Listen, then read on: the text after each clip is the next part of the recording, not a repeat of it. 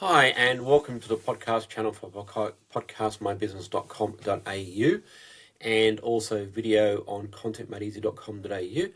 And today we're welcoming Chris Baskerville, partner at Insolvency Solutions firm Jirsch, that's Jirsch Sutherland.com.au. How are you, Chris? Good morning, Tony. Thanks for inviting me here. Appreciate it. Excellent. And we led in with funny name, serious business. So there we go. Yeah, I struggled to even pronounce Jirsch Sutherland in my early days, and I'm researching what is a Jirsch Sutherland. So turns out we do some pretty serious business. So yeah, Yeah. funny name, serious stuff. There you go. And I want to just repeat Jirsch because I didn't quite pronounce it correctly. So what we're discussing today is that we know that we're at an interesting time again, thanks to one person in particular. But as consumers start pulling back, AFSA data reveals a 6.2% increase in personal insolvencies just in the March 2026 quarter. So that's pretty staggering. And what does that mean? Yeah, that's people. That's people feeling the financial pressures of our new economy that we live in. Half those sort of insolvencies relate to consumer debt, so that's just people going a little bit wild with credit cards, personal loans, unmanageable debt, and roughly about half is business related. Yeah, that's the interesting thing, isn't it? I've been doing quite a few interviews and a bit of a series about small and medium-sized businesses and also sole traders. And a lot of that is interlinked, that sole traders, it's mostly their personal finances rather than business finances. So is that all tied up in that? Yeah, absolutely depends on how people structure themselves in business. So a sole trader typically will be in business using their own name as the business. In other words, you're in business as a human. Now, there's good and bad to that. The good part is you can just be up and running in business immediately, so that's handy. You just apply for an ABN and you're in business. The problem is unlimited liability. So what that means is if you incur $1 of debt, you are personally liable for $1 of debt's payments. Whereas when you look into other structures like companies, there is a little bit of a shield against personal liability if you're using that type of structure. So Yeah, that's interesting because I mean, I'm fortunate I've not had to get into debt at all for my business. And I was lucky as well that I left a agency, took most of my clients with me, and here we are, pretty much 11 years later. Most of them are still with me. So that's good. hopefully, yeah, that is good. I'm very, very fortunate. I'm not aware of that. I remember an old saying, Tony, is a man in debt is so much a slave, which is Mm, basically if you are someone borrowing money and you're living off that debt, well, you technically are an economic slave to someone. mm, yeah. And when we're talking about debt, I mean, obviously, debt for a home is different to debt for a car. Yeah, people talk about good debt and bad debt. Some people will just simply say all debt's bad, and I get that scenario. But also, not everybody buying a house has $1 million in cash right now in order to get it. So we've designed facilities that allow you that payments over time. Obviously, that has an interest component. And those that understand compounding interest gain, and those that don't understand pay. So, but you're right. If we're talking about a house, we borrow money, buy a house, it's structured over a 30-year term. The interest rates fluctuate with the cash rate, but we have a manageable way to pay that off over a 30-year time.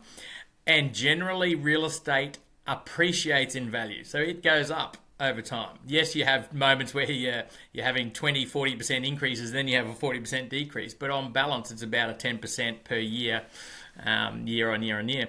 But cars, people enter into car finances usually at double digit interest rates on an asset that depreciates rapidly. So people can get stuck sometimes with a long-term finance facility for an asset that is really has a short-term economic life. And because I like doing tips and tricks here, I tell everyone the same thing. If you can, get a chattel mortgage. It's so much better. Yeah, yeah, and you're right, and there's different ways to structure your financing, and that is definitely one way to do it. And I mention that because I'm curious as to why personal and business finances are getting so mixed up when that example we just gave, there's a personal element and there's a business element there. How are they getting intertwined and leading to different types of insolvencies? Yeah, it's a good question. It seems like our legislature and wants to make people, particularly company directors, personally liable for more and more and more of company debt. And typically, a company is its own legal entity, right? In other words, it's like you've just created a new baby. So we go into business using a company, and it's the company's problem if the company incurs a liability.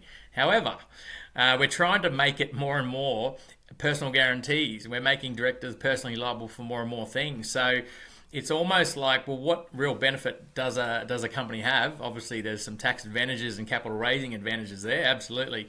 But yeah, conceptually, if you're in that small business space, you sometimes you start to wonder what's the point, because we're just personally liable for just about everything these days. So yeah, where you've got a business failure, the knock-on effect is you end up with personal stresses as well. So the two do go hand in hand. Plus, if people are relying for their household income from one source, i.e., hypothetically, mum and dad decide to go into business together, they form a company, mum and dad's sole income comes from one source. It's generally, a way to say it is potentially it's a high risk sort of structuring of your family finances, because if that company gets into trouble, it is inevitable that the humans will be in trouble as well. Yeah, now talking about humans, so are there particular people and industries that are being impacted at the moment? Yeah, the top sort of three industries, and this seems to be, there's a consistency between people and companies at the moment, but the number one industry in both the human insolvency and the corporate insolvency is construction is the leading industry. And not only is it the leading industry, but it's also showing signs of growth in the distress in that particular market.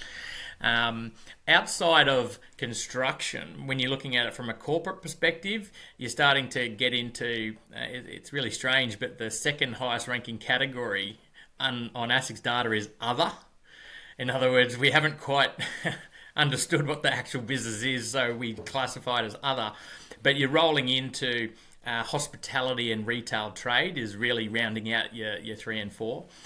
What's interesting in the personal side is your number two category of industry is sourced around healthcare and social services. So maybe that's a whole bunch of nurses racking up a whole lot of credit cards or personal loans that they can't pay with their money, trying to maintain a lifestyle. Yeah. Yeah, and we'll step back to the directors being more personally responsible. That's because of the dodgy builders and people in the construction industry that, what is it called, Phoenix companies? Yeah, yeah. It's yeah. That's our metaphorical bird that will blow up and then rises from the ashes again. And yeah, phoenixing but it's the concept of phoenixing is very similar, which is I have a business, it's in distress, so I'm going to create another business and just simply transfer assets from business one to business two for a nominal amount of money, and let business one die. So but to the punters and the customers out there, they do not know the difference between company one or business one, business two, because everything looks the same from the outside. Yeah. So construction industry was notorious for that type of behavior. And who was losing? Employees were losing superannuation. The tax man was losing its taxes that were being unrecoverable. So those two responses really caused government to tighten up laws, particularly around superannuation, making basically directors personally liable for their employees. And they've also included this director penalty notice regime where they're trying to make directors liable for taxes now. Because of that style of behaviour. Yeah, making it hard for everybody. Now you have to be professional and qualified to be a director. Heaven forbid. Yeah, yeah. There were some funny cases where, and this is where director identification numbers have recently come to play as well, which is you've got to sort of identify your director, and every director has a unique number now. So as you move through the corporate ecosphere, that number follows you, because there were some classic liquidations where Mickey Mouse was the director. There were classic examples of where a completely made-up name was the director, but everyone just took it as, yeah, I'm sure, yeah, Hugo von Bismarck, was the director, and of course these people don't exist. So yeah, there's been a lot of pressure to, one, identify directors, create a unique number, follow that number through the ecosystem, because what they're really trying to do is to track bad director behaviour. And they want to see a pattern of bad behaviour unfolding, and then that gives ASIC, as an example, justification to go, well, look, you're not really managing these corporations. Yeah, and that takes back to the personal insolvencies as well. You can be a director and still have personal liability. Yeah, that's right. The laws do say that if you are subject to bankruptcy as a person, or you have a personal insolvency agreement that's in play, you are disqualified from managing corporations. So they are that is, and that's written in statute. You can't get around that. But you're right. Being a director of a company, as much as the company shields you from a bit of liability, it's just making it more. It's just making it tougher for people to have a crack in business and not be personally liable for its failure. It's no longer a benefit to be a director anymore, except maybe get paid being on different boards and get paid more money. Yeah, well, definitely when you're talking about the top tier companies, boards, huge balance sheets, huge money on the line. There's an element to that, and there are ways that directors can protect themselves as well. Famously using directors and officers insurance, but that's a very expensive insurance policy to have, and there's only very limited people that offer that protection. And while we're talking about that, I do what I always like to remind people: make sure you have professional liability insurance, even as a sole trader. Yeah, it's good advice, because just in case you make a mistake, whether it was deliberate or accidental, then the people that you're doing business with have an ability to be remedied whole. So if you gave advice and someone lost $100,000 as a result, well, there's an insurance policy to make them whole, and you just pay exorbitant premiums the next year or the next renewal. No, that's when you cancel on X. I mean, I'm not. That's when you stop giving professional advice. Yeah. So Yeah. when we look at personal insolvencies, I guess people would think, well, look, I'm done, I'm dusted, everything is over, but that's not always what happens. Correct. When I'm talking to people that are in distress, and let's just say they're directors of companies that have failed, you've got options before a bankruptcy event to do a deal with your creditors effectively, but you even have options after bankruptcy's kicked in. You can still get out of it. And I always ask people, hey, does everyone know the famous case involving Alan Bond? One of Australia's most prominent businessmen.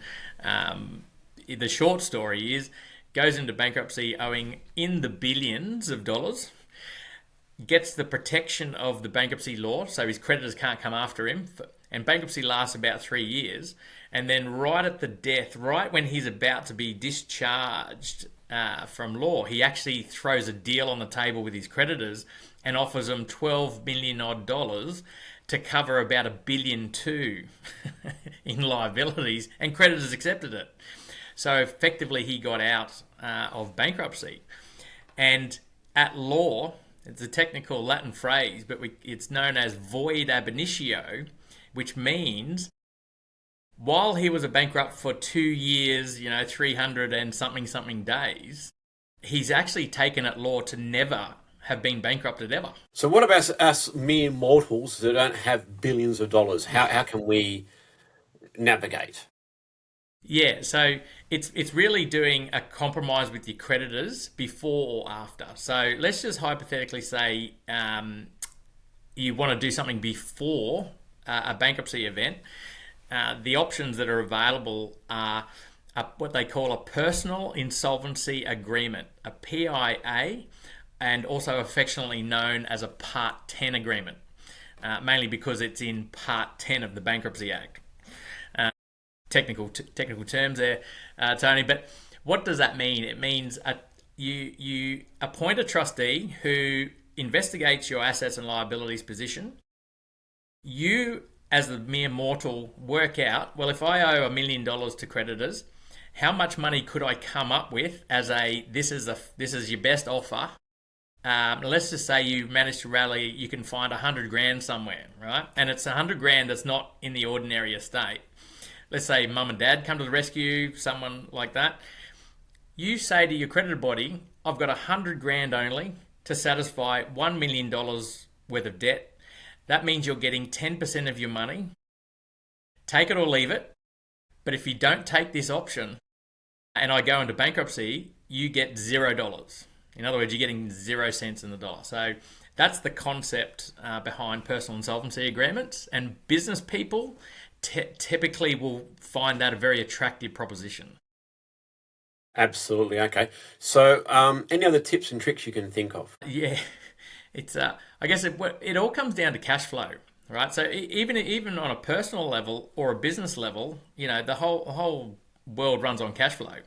So, if you are a wage earner, well, your cash flow has a certain monthly monies coming in or weekly monies coming in, and you have certain weekly expenses coming out. So it's just really understanding your numbers. And I say this to business owners all the time, particularly in the construction industry we were talking about, is what makes a good builder or a good builder better than the others is good builders know their numbers. So they know exactly where the holes are in their modelling. They know exactly where the variations are going to hurt them. And you think ahead. When it comes to consumers, I think consumers get sucked in with this sense that they need to live a highfalutin lifestyle. We're a little bit influenced by all these influencers, driving Lamborghinis and having bazillion-dollar houses out there. And we look at ourselves living in a one-bedroom apartment and then it's kind of like, I kind of want a better lifestyle. So where does that money come from? Unless you've got really strong incomes or strong investments delivering income, most people try to borrow money to fund the lifestyle. And that can get you into a bit of a trap. And a death spiral occurs where you've accumulated so much debt at such a significant interest rate that you cannot repay that money back fast enough for the income that you've got coming in. And so you end up in a bit of a death spiral where the interest just starts eating you alive. So yeah, a debt trap is one. Live within your means is probably the most obvious. No, I'm a millennial. Why would I live within my means? Yeah. No. Yeah, that's right. And you know what? If you want more income, well, just develop yourself better. Like become a better income earning machine. Educate yourself. Yes. Continue to invest in yourself. Like if you've got time and you got money, invest in yourself because that then makes you a more valuable person in all respects. Just go for it. But yeah. And I say to everybody, especially when they're starting off, don't borrow money to start the business and only spend money that you have coming in. Yeah. And that's a good point, is understanding cash flow cycles. And I'll just explain it simply. But let's just use construction as an example. So construction terms, if I send an invoice to whoever my customer is, it's usually 45 days at end of month I get my money back. So if I build someone at the 1st of June, I've got to wait till the end of June and then I've got to wait 45 days after that to get my money. Like that is an amazing wait time for your inflow.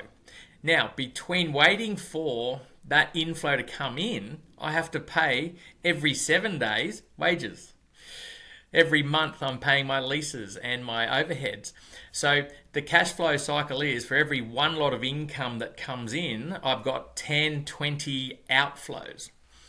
Now, if you contrast that, and I'll use Woolworths as an example, and anyone from Woolworths, please don't sue me if I get this wrong, but let's have a look at Woolworths.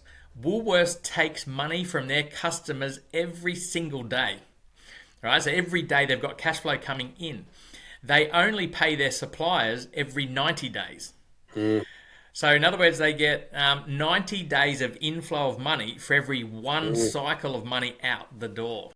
And I wonder what they can do with that money in between. Yeah, that's right. What? Put it in the money markets and make money on it? No, who would have thunk it? So that's just an example of understanding your cash flow cycles, because we see people getting trapped by this all the time, and it also explains that really frustrating thing for business owners, which is on paper I've made profits, but I've got no money in the bank. Yeah, well, Exactly right. Yeah, that means your profit is tied into your debtor's ledger. In other words, your profit is in the ledger of people that owe you money. That's where your profit is. Yeah, exactly right. And that's where it gets nicely confusing. We won't get into that today. No. Right, cool. All right. Anything else you'd like to say, John? No, I'm pretty good. I've always been pretty wild with these things and enjoy those. No preparation, total spontaneous questioning, and you never know what you're going to get, Tony. Exactly right. All right, cool. All right. Well, look, that's been good. It's been a great interview, and I've thrown a few curveballs as always. And so thank you very much for your time. Thank you, Tony. Appreciate it. Thanks for your time.